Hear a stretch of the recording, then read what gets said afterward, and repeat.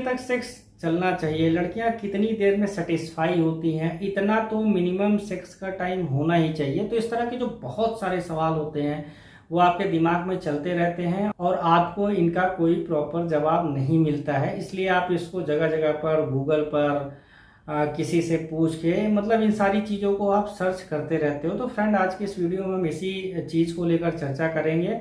और चैनल पर पहली बार आए हैं तो चैनल को सब्सक्राइब करना ना भूलें। वीडियो अगर आपको लगती है कि यूज़फुल है तो आप इसको अपने फ्रेंड के साथ भी शेयर कर दें। चलिए शुरू करते हैं।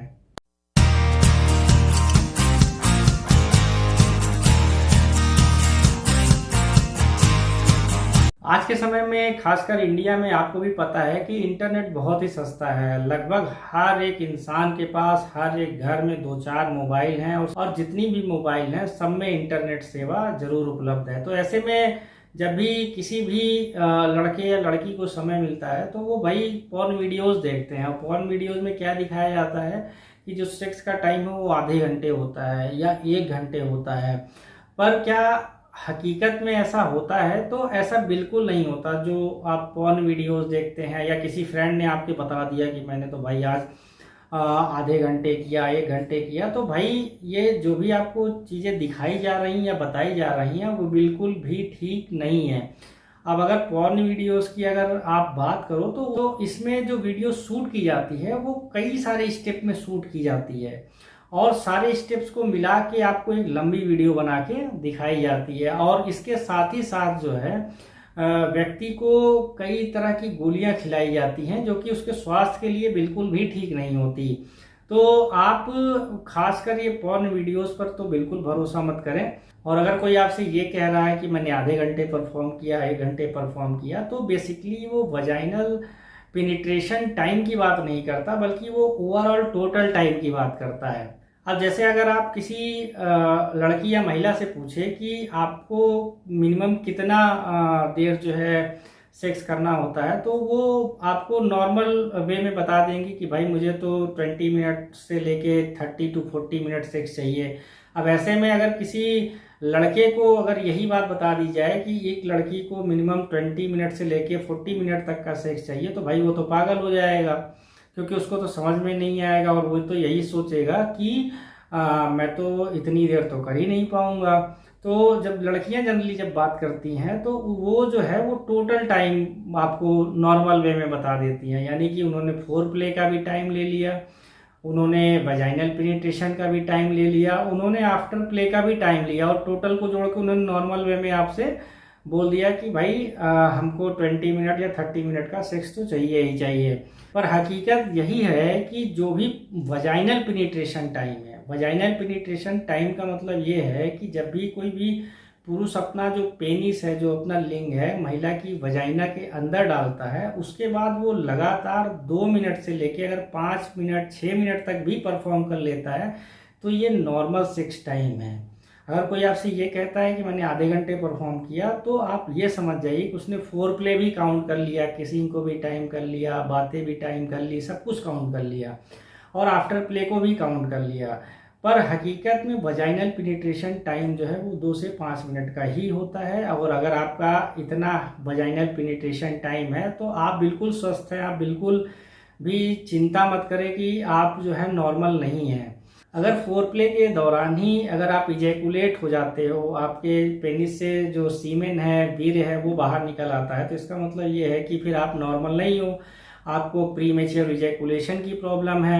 या अगर फोर प्ले के दौरान आपके पेनिस में अच्छे से इरेक्शन नहीं आ रहा है, यानी कि उसमें कड़ापन नहीं आ रहा, तनाव नहीं आ रहा, फुलाव नहीं आ रहा, तो भी आप ये समझिए कि फिर आपको प्रॉब्लम है, क्योंकि आपको इरेक्टाइल डिस्फंक्शन की प्रॉब्लम है।